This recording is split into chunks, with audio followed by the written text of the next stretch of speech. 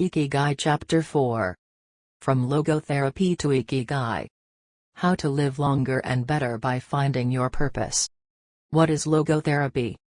A colleague once asked Viktor Frankl to define his school of psychology in a single phrase, to which Frankl replied, "Well, in logotherapy the patient sits up straight and has to listen to things that are, on occasion, hard to hear." The colleague had just described psychoanalysis to him in the following terms: in psychoanalysis, the patient lies down on a couch and tells you things that are, on occasion, hard to say. Frankl explains that one of the first questions he would ask his patients was, "Why do you not commit suicide?" Usually the patient found good reasons not to, and was able to carry on. What, then, does logotherapy do? 1. The answer is pretty clear: it helps you find reasons to live. Logotherapy pushes patients to consciously discover their life's purpose in order to confront their neuroses. Their quest to fulfill their destiny then motivates them to press forward, breaking the mental chains of the past and overcoming whatever obstacles they encounter along the way. Something to live for. A study conducted by Frankl in his Vienna clinic found that among both patients and personnel, around 80% believed that human beings needed a reason for living, and around 60% felt they had someone or something in their lives worth dying for. The search for meaning. The search for purpose became a personal, driving force that allowed Frankl to achieve his goals. The process of logotherapy can be summarized in these 5 steps. 1. A person feels empty, frustrated, or anxious. 2. The therapist shows him that what he is feeling is the desire to have a meaningful life. 3. The patient discovers his life's purpose, at that particular point in time. 4. Of his own free will, the patient decides to accept or reject that destiny. 5. This newfound passion for life helps him overcome obstacles and sorrows. Frankl himself would live and die for his principles and ideals. His experiences as a prisoner at Auschwitz showed him that everything can be taken from a man but one thing, the last of the human freedoms, to choose one's attitude in any given set of circumstances, to choose one's own way. 3. It was something he had to go through alone, without any help, and it inspired him for the rest of his life. 10 differences between psychoanalysis and logotherapy. Psychoanalysis. The patient reclines on a couch, like a patient. Is retrospective, it looks to the past. Is introspective, it analyzes neuroses. The drive is toward pleasure. Centers on psychology. Works on psychogenic neuroses. Analyzes the unconscious origin of conflicts, instinctual dimension. Limits itself to the patient's instincts. Is fundamentally incompatible with faith. Seeks to reconcile conflicts and satisfy impulses and instincts. Logotherapy. The patient sits facing the therapist, who guides him or her without passing judgment. Looks toward the future. Does not delve into the patient's neuroses.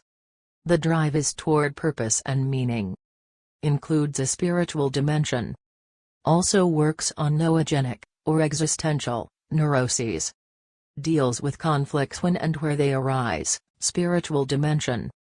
Also deals with spiritual realities. Is compatible with faith.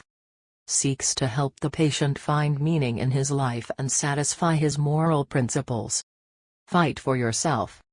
Existential frustration arises when our life is without purpose, or when that purpose is skewed. In Frankl's view, however, there is no need to see this frustration as an anomaly or a symptom of neurosis. Instead, it can be a positive thing, a catalyst for change. Logotherapy does not see this frustration as mental illness, the way other forms of therapy do, but rather as spiritual anguish, a natural and beneficial phenomenon that drives those who suffer from it to seek a cure, whether on their own or with the help of others, and in so doing to find greater satisfaction in life. It helps them change their own destiny. Logotherapy enters the picture if the person needs help doing this. if he needs guidance in discovering his life's purpose and later in overcoming conflicts so he can keep moving toward his objective. In Man's Search for Meaning, Frankl cites one of Nietzsche's famous aphorisms, "He who has a why to live for can bear with almost any how." Based on his own experience, Frankl believed that our health depends on that natural tension that comes from comparing what we've accomplished so far with what we'd like to achieve in the future. What we need, then, is not a peaceful existence, but a challenge we can strive to meet by applying all the skills at our disposal. Existential crisis, on the other hand, is typical of modern societies in which people do what they are told to do, or what others do, rather than what they want to do. They often try to fill the gap between what is expected of them and what they want for themselves with economic power or physical pleasure, or by numbing their senses. It can even lead to suicide. Sunday neurosis, for example, is what happens when, without the obligations and commitments of the work week, the individual realizes how empty he is inside. He has to find a solution. Above all, he has to find his purpose, his reason for getting out of bed, his Ikigai. I feel empty inside. In a study conducted at the Vienna Polyclinic Hospital, Frankl's team found that 55% of the patients they interviewed were experiencing some degree of existential crisis. According to logotherapy, discovering one's purpose in life helps an individual fill that existential void. Frankl, a man who faced his problems and turned his objectives into actions, could look back on his life in peace as he grew old. He did not have to envy those still enjoying their youth, because he had amassed a broad set of experiences that showed he had lived for something. Better living through logotherapy, a few key ideas. We don't create the meaning of our life, as Sartre claimed, we discover it. We each have a unique reason for being, which can be adjusted or transformed many times over the years. Just as worry often brings about precisely the thing that was feared, excessive attention to a desire, or hyperintention, can keep that desire from being fulfilled. Humor can help break negative cycles and reduce anxiety. We all have the capacity to do noble or terrible things. The side of the equation we end up on depends on our decisions, not on the condition in which we find ourselves.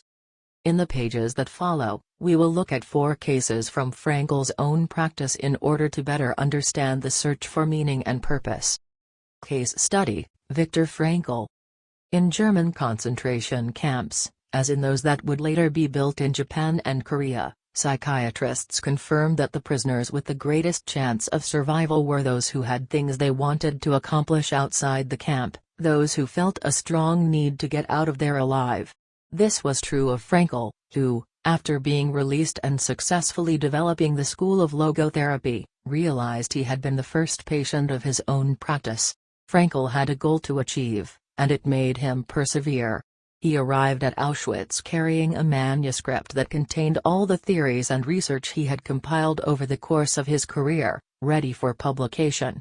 When it was confiscated, he felt compelled to write it all over again, and that need drove him and gave his life meaning amid the constant horror and doubt of the concentration camp, so much so that over the years, and especially when he fell ill with typhus, he would jot down fragments and keywords from the lost work on any scrap of paper he found. Case Study, The American Diplomat. An important North American diplomat went to Frankl to pick up where he left off with a course of treatment he had started 5 years earlier in the United States. When Frankl asked him why he'd started therapy in the first place, the diplomat answered that he hated his job and his country's international policies, which he had to follow and enforce. His American psychoanalyst, whom he'd been seeing for years, insisted he make peace with his father so that his government and his job, both representations of the paternal figure, would seem less disagreeable. Frankl, however, showed him in just a few sessions that his frustration was due to the fact that he wanted to pursue a different career, and the diplomat concluded his treatment with that idea in mind.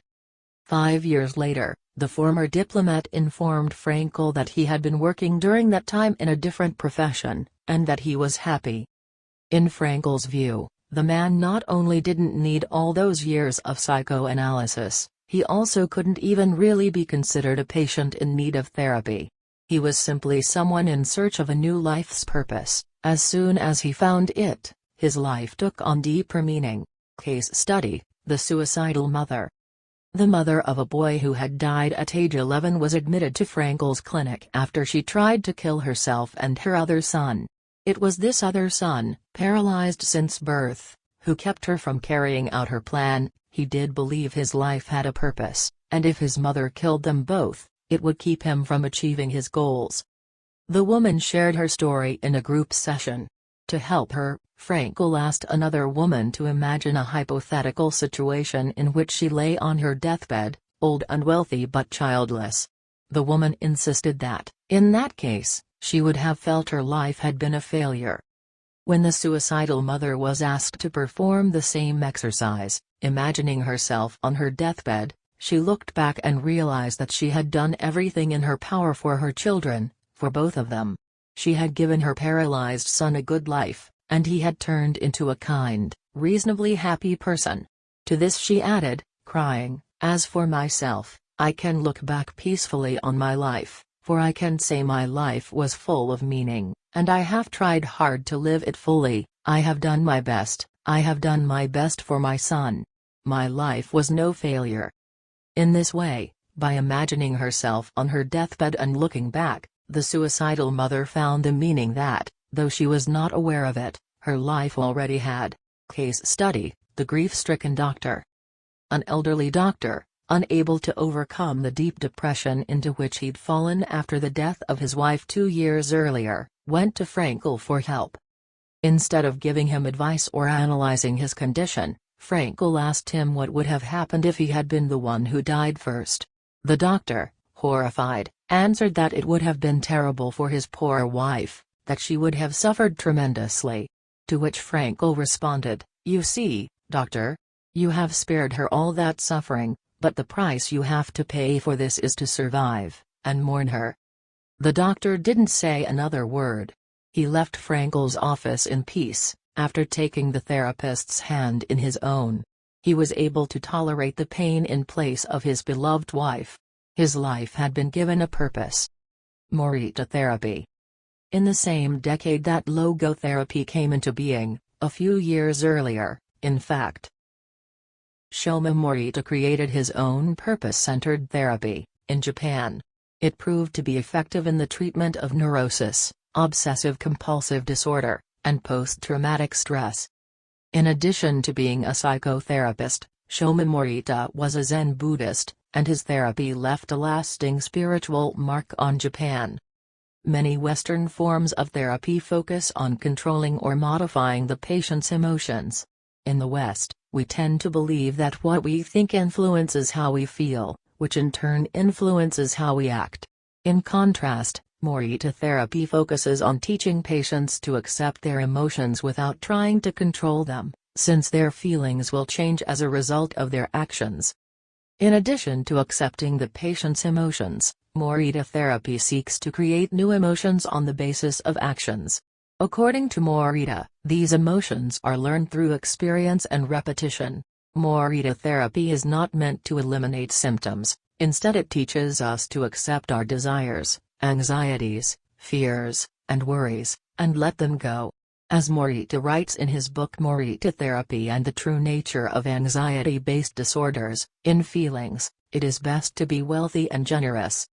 Morita explained the idea of letting go of negative feelings with the following fable: a donkey that is tied to a post by a rope will keep walking around the post in an attempt to free itself, only to become more immobilized and attached to the post. The same thing applies to people with obsessive thinking who become more trapped in their own suffering when they try to escape from their fears and discomfort. The basic principles of Morita therapy. 1. Accept your feelings. If we have obsessive thoughts, we should not try to control them or get rid of them. If we do, they become more intense. Regarding human emotions, the Zen master would say, if we try to get rid of one wave with another, we end up with an infinite sea. We don't create our feelings, they simply come to us, and we have to accept them. The trick is welcoming them. Morita likened emotions to the weather. We can't predict or control them, we can only observe them. To this point, he often quoted the Vietnamese monk Thich Nhat Hanh, who would say, "Hello, solitude. How are you today? Come, sit with me, and I will care for you." 2. Do what you should be doing. We shouldn't focus on eliminating symptoms, because recovery will come on its own. We should focus instead on the present moment, and if we are suffering, on accepting that suffering. Above all, we should avoid intellectualizing the situation. The therapist's mission is to develop the patient's character so he or she can face any situation, and character is grounded in the things we do. Morita therapy does not offer its patients explanations, but rather allows them to learn from their actions and activities.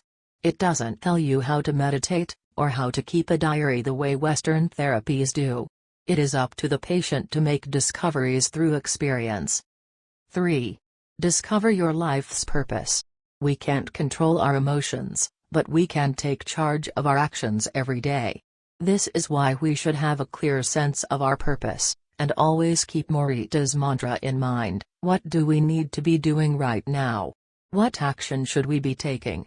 The key to achieving this is having dared to look inside yourself to find your Ikigai. The 4 phases of Morita therapy. Morita's original treatment, which lasts 15 to 21 days, consists of the following stages. 1. Isolation and rest, 5 to 7 days. During the first week of treatment, the patient rests in a room without any external stimuli. No television, books, family, friends, or speaking. All the patient has is his thoughts. He lies down for most of the day and is visited regularly by the therapist, who tries to avoid interacting with him as much as possible. The therapist simply advises the patient to continue observing the rise and fall of his emotions as he lies there. When the patient gets bored and wants to start doing things again, he is ready to move on to the next stage of therapy. 2. Light occupational therapy, 5 to 7 days. In this stage, the patient performs repetitive tasks in silence. One of these is keeping a diary about his thoughts and feelings. The patient goes outside after a week of being shut in, takes walks in nature, and does breathing exercises. He also starts doing simple activities, such as gardening, drawing, or painting. During this stage, the patient is still not allowed to talk to anyone, except the therapist. 3. Occupational therapy, 5 to 7 days. In this stage, the patient performs tasks that require physical movement. Dr. Morita liked to take his patients to the mountains to chop wood. In addition to physical tasks, the patient is also immersed in other activities, such as writing, painting, or making ceramics. The patient can speak with others at this stage, but only about the tasks at hand. 4. The return to social life and the real world. The patient leaves the hospital and is reintroduced to social life, but maintains the practices of meditation and occupational therapy developed during treatment. The idea is to re-enter society as a new person, with a sense of purpose, and without being controlled by social or emotional pressures. Nichiren meditation. Morita was a great Zen master of Nichiren introspective meditation. Much of his therapy draws on his knowledge and mastery of this school, which centers on 3 questions the individual must ask him or herself. 1. What have I received from person X? 2. What have I given to person X? 3. What problems have I caused person X? Through these reflections, we stop identifying others as the cause of our problems and deepen our own sense of responsibility. As Morita said, if you are angry and want to fight, think about it for 3 days before coming to blows. After 3 days, the intense desire to fight will pass on its own. And now, Ikigai.